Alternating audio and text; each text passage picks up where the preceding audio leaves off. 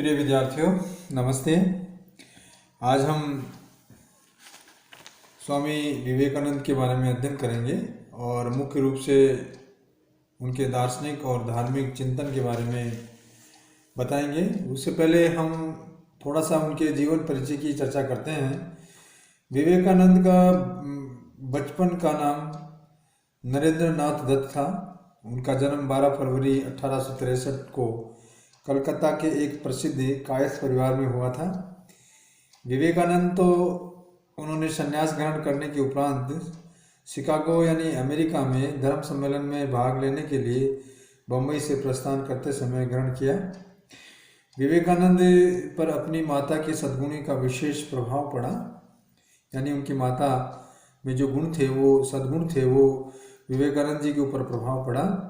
उनके पितामह ने 25 वर्ष की अल्पायु में ही समस्त धन दौलत त्याग कर संन्यास ग्रहण कर लिया था, किंतु इन पारिवारिक प्रभावों से भी बढ़कर स्वामी विवेकानंद को सर्वाधिक प्रभावित करने वाला तत्व उनका श्री रामकृष्ण परमहंस का शिष्यत्व था। यानी उनके जो गुरु थे वो श्री रामकृष्ण परमहंस थे, उनको आशीर्वाद मिला। बंगाल के इस महान संत का शिष्यत्व प्राप्त होकर नरेंद्र नाथ स्वामी विवेकानंद बन गए। 1881 में नवंबर 1881 में स्वामी रामकृष्ण परमहंस ने उनकी भेंट उनके जीवन में एक क्रांतिकारी मोड़ लाई। थोड़े दिनों के तक मानसिक प्रतिरोध की स्थिति के बाद में उन्होंने गुरु के आगे पूरी तरह समर्पण किया और अगस्त 1886 में रामकृष्ण परमहंस की मृत्यु के समय विवेकानंद ही उनके सम्मुख शिष्य थे। इस समय लगभग 24 वर्ष की आयु में ही उन्हें ये प्रण किया कि वो सारा जीवन गुरु के संदेश के लिए प्रचार प्रसार में लगा देंगे। विवेकानंद ने अब गृहस्थाश्रम त्याग कर परिवारजक बनकर हिमालय के जंगलों में साधना करने लगे। 6 साल तक उन्होंने बहुत कड़े संयम से रहे और इसके साथ ही परिवारजक के रूप में उन्होंने भारत का जो भ्रमण किया, उससे उन्हें साधारण जनता के कष्टों तकलीफों को समझने का अवसर मिला और इस प्रकार से 1893 में वे अमेरिका गए और शिकागो में उन्होंने सर्वधर्म सम्मेलन में भाषण दिया। शिकागो धर्म सम्मेलन से पूर्व उनकी भेंट हार्वर्ड यूनिवर्सिटी के विख्यात प्रोफेसर जॉन हेनरी राइट से हुई। प्रोफेसर राइट स्वामी जी को धर्म सम्मेलन में सभापति के नाम से परिचय पत्र दिया। इस पत्र में डॉक्टर राइट ने लिखा था कि यहाँ वह एक ऐसा व्यक्ति है जो आपने यहाँ सारे विद्वान प्रोफेसरों की इकट्ठी विद्वता से भी कहीं अधिक विद्वान है। उनका भाषण भारत की सर्वदेशिकता और विशाल हृदयता से उत्प्रोत था और उसने वहाँ हर स्रोत को मुक्त कर दिया। शिकागो सम्मेलन में स्वामी जी ने इन शब्दों से अमेरिका के उस अतुल जनसमुदाय को संबोधित किया। अमेरिका निवासी भगनी और भ्रातगण, ऐसा संबोधन तो वहाँ की जनता के लिए बहुत बड़ा दिव्य था। अब हम बात करते हैं विवेकानंद के चिंतन के स्रोत और रचनाओं की। विवेकानंद के दर्शन के मुख्य 3 स्रोत थे, जिसमें पहला स्रोत तो वेदों और वेदांतों की महान परंपराओं, दूसरा जो स्रोत था मार्ग था वो रामकृष्ण के साथ संपर्क, और तीसरा स्रोत था उनके जीवन का अनुभव।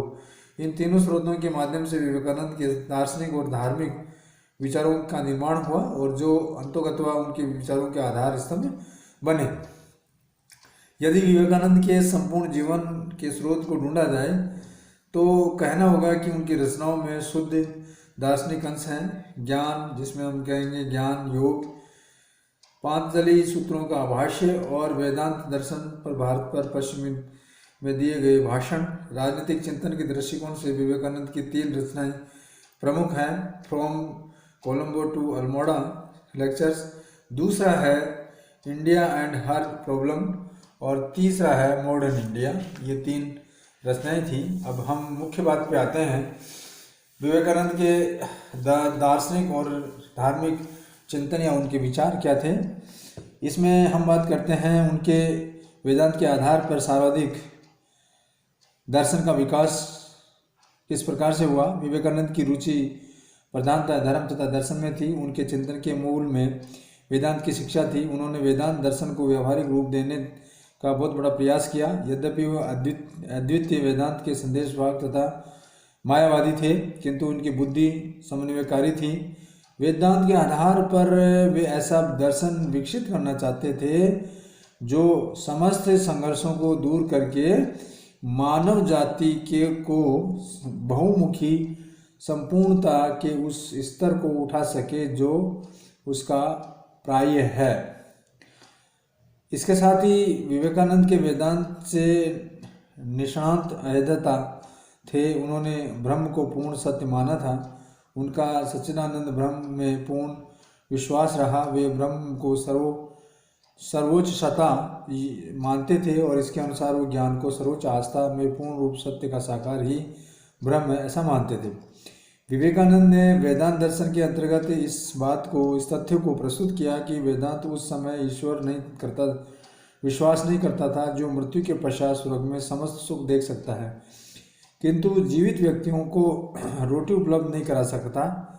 उनका वेदांत दर्शन इन तीनों मुख्य स्तंभों पर आधारित था, जिसमें पहला स्तंभ है, पहली जो बात है वो मानव की वास्तविक प्रकृति ईश्वरीय है। दूसरी जो बात है वो जीवन का लक्ष्य उस ईश्वरीय प्रकृति के अनुभूति है। और तीसरी बात, समस्त धर्मों का मूल लक्ष्य समान है।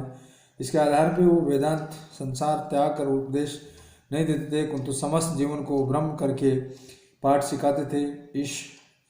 ईशा वाश्वमिदम सर्वम की धारणा से उनके विचारों में अद्वितीय द्वैत और विशिष्ट द्वैत तीनों अद्भुत मिश्रण हैं। विवेकानंद की ईश्वर को निगुण और सद्गुण दोनों ही रूपों में स्वीकार करते थे। वे सच्चिदानंद की अनुभूति के लिए ज्ञान, भक्ति और कर्म गुण योग तीनों ही समन्वय मानते थे। वे योग को ही धर्म का मूल आधार मानते थे। उनके अनुसार योग एक साधारण व्यक्ति के लिए मानव या मानवता का सम्मिलन है और इस रहस्यवादी के लिए उनकी निम्न और उच्च सत्ता का मिश्रण है। एक प्रेमी के लिए योग प्रेमी और प्रेम के देवता का मिलन है तथा एक दार्शनिक के लिए समस्त अस्तित्व का बोध है। विवेकानंद के वेदांत को पंडितों के शास्त्र सत्र और इसके साथ साथ सन्यासियों के साधना का विषय ही नहीं माना, अपितु इसे प्रतिदिन पारिवारिक और सामाजिक जीवन की कुंजी सिद्ध किया। और उन्होंने बताया कि वेदांत व्यक्ति के उत्थान और समाज के निर्माण और राष्ट्र के समन्वय का एक बहुत बड़ा शास्त्र है। विवेकानंद के अनुसार एक शब्द में वेदांत का आदर्श है, मनुष्य के सच्चे स्वरूप को जानना। और वेदांतों का यही संदेश है कि तुम व्यक्ति ईश्वर रूप अपने भाई की उपासना नहीं कर सकते तो तुम ईश्वर को कैसे उपासक करोगे जो अव्यक्त है, जो दिखता नहीं है। विवेकानंद चाहते थे कि वेदांत के आधार पर भारत के चिंतन के क्षेत्र में एक बार अतीत और गौरव प्राप्त किया जाए, लेकिन इस दृष्टि से इतनी व्यापकता थी कि वह केवल राष्ट्रीय गौरव की सीमाओं से प्रतिबंधित नहीं थे और उसकी भावनाओं में अंतर्राष्ट्रीयता विद्यमान थी। अब हम बात करते हैं धर्म और उसकी आवश्यकता। विवेकानंद को धर्म को व्यक्ति या राष्ट्र दोनों को से ही शक्ति प्रदान करने वाला तत्व मानते थे। उनके अनुसार मेरे धर्म का सार शक्ति है। जो धर्म हृदय में शक्ति का संचार नहीं करता है वो मेरे दृष्टि में धर्म नहीं है या नहीं हो सकता है। चाहे वो उपनिषदों का धर्म हो, चाहे वो गीता हो, चाहे भगवत हो। शक्ति धर्म से भी बड़ी वस्तु होती है और शक्ति से बढ़ करके कुछ भी नहीं होता है। तो धर्म के सार और सर्वस्व को स्वामी विवेकानंद के शब्दों में इस प्रकार से बताया गया है कि प्रत्येक आत्मा ही अव्यक्त ब्रह्म है। ब्रह्म एवं अंत प्रकृति दोनों का नियमन कर एक अंतर्निहित बाह्य स्वरूप को व्यक्त करना ही जीवन का उद्देश्य है, ध्येय है। कर्म, भक्ति, योग या ज्ञान के द्वारा इनसे भी किसी के प्रकार या ये यूं कहें कि एक से अधिक द्वारा सबके सम्मिलित द्वारा ये ध्येय प्राप्त कर लो जो मुक्त हो जाए, यही धर्म सर्वस्व है। मतांतर, विधि और अनुष्ठान, ग्रंथ, मंदिर वे सब गुण हैं। धर्म के क्षेत्र में विवेकानंद संकीर्ण रूढ़िवादिता को समूल नष्ट कर देना चाहते थे। उनका मानना था कि धर्म अंध प्रथा यह अंधश्रद्धा का विषय है और इस तर्क तथा युक्ति के लिए कोई स्थान नहीं है। विवेकानंद के सभी कभी कभी तो यहाँ तक कह देते थे कि धर्म भी एक विज्ञान ही है। वे कहते हैं कि जिस प्रकार प्रकृति विज्ञान भौतिक जगत के नियमों का अनुसंधान करता है, उसी प्रकार से धर्म भी नैतिक जगत के सत्यों से प्रतिबद्ध और व्यक्तियों के आंतरिक स्वभाव के भव्य नियमों की खोज करता है। अतः एक धर्म के समस्त ज्ञान से ही धर्म और एक अन्य अर्थ में समस्त ज्ञान ही विज्ञान है। अब हम बात करते हैं हिंदू धर्म का सार्वभौम रूप। विवेकानंद ने हिंदू धर्म का इस आधार पर समर्थन किया कि वो नैतिक मानवतावाद और आध्यात्मिक आदर्शवाद का ही एक सार्वभौम प्रतिरूप है। विवेकानंद के अनुसार हिंदू उन दुरूह पंथों, कर्मकांडियों, अंधविश्वासों और इसके साथ साथ परंपरागत मतभेदों और आदिम कर्मकांडों का पुंज नहीं था, जिन्होंने देखने के लिए यूरोपियन आलोचक दुर्भाग्यवश इच्छुक रहते थे, अपितु हिंदू धर्म को एक ऐसा व्यापक सत्य था जो न्याय, सांख्य और वेदांत के द्वारा अपने हृदय में गंभीरता दार्शनिक प्रतिभा को शरण दे सकता था, जो मनोविज्ञान को राजयोग के मनोवैज्ञानिक ज्ञान का भंडार दे सकता था, जो सामवेद के मंत्रों तथा तुलसीदास एवं दक्षिण के आलवार, नयनार और संप्रदाय के संतों ने भजनों के द्वारा भक्तों को प्रेरणा दें एकता था, और जो वीर कर्मयोगियों को गीता में श्री कृष्ण द्वारा प्रतिपादित निष्काम कार्य का संदेश दे सकता था। उनकी निगाहें में हिंदू धर्म मानव जाति के उद्धार के लिए नैतिक, आध्यात्मिक, विद्वानों, आदिजात, काल निरपेक्ष नियमों की संहिता था। उन्होंने हिंदू धर्म की महानता और सर्वदेशिकता में अखंडता विश्वास था, और वे कहते थे कि असीम प्रसन्नता का अनुभव करते थे। धर्म पृथ्वी पर ऐसा कोई धर्म नहीं है जो हिंदू धर्म के समान इतने ऊंचे स्वर से मानवता के गौरव का उपदेश करता हो, उपदेश देता हो, पर उनमें इस प्रकार की बात भी थी कि वो पाखंडी पंडितों और पुरोहितों ने धर्म के नाम पर स्वार्थ का विकास कर हिंदू धर्म को कलंकित कर दिया था। और साथ में ही इसलिए विवेकानंद ने मुख से ये शब्द फूट पड़ते थे कि पृथ्वी पर ऐसा कोई धर्म नहीं है जो हिंदू धर्म के समान गरीबों और निम्न जाति लोगों का गला ऐसे क्रूरता से घोटता हो। विवेकानंद का विश्वास था कि आध्यात्मिक विद्या के संबंध में पृथ्वी पर कोई भी राष्ट्र हिंदुओं का मार्गदर्शन नहीं कर सकता। उनके शब्दों में केवल विश्वास का नाम ही हिंदू धर्म नहीं है। हिंदू धर्म का मूल मंत्र है मैं आत्मा हूँ। हिंदू धर्म का मूल मंत्र क्या है? मैं आत्मा हूँ। यह विश्वास होना चाहिए, विश्वास होना है, और तदुपरांत वो बन भी जाता है, विश्वास बन भी जाता है। अतः हिंदुओं की सारी साधना प्रणाली का लक्ष्य सतत यानी लगातार सतत अध्ययन द्वारा पूर्ण बन जाना, सतत अध्ययन द्वारा पूर्ण बन जाना ये लक्ष्य था।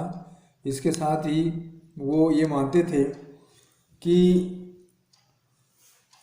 सतत अध्ययन द्वारा पूर्ण लक्ष्य बन जाना, देवता बन जाना और ईश्वर के निकट जाकर के उनके दर्शन कर लेना, उन सारे लोग या यूँ कहें पिता ईश्वर के समान ही पूर्ण हो जाना, यही एक असली हिंदू धर्म है।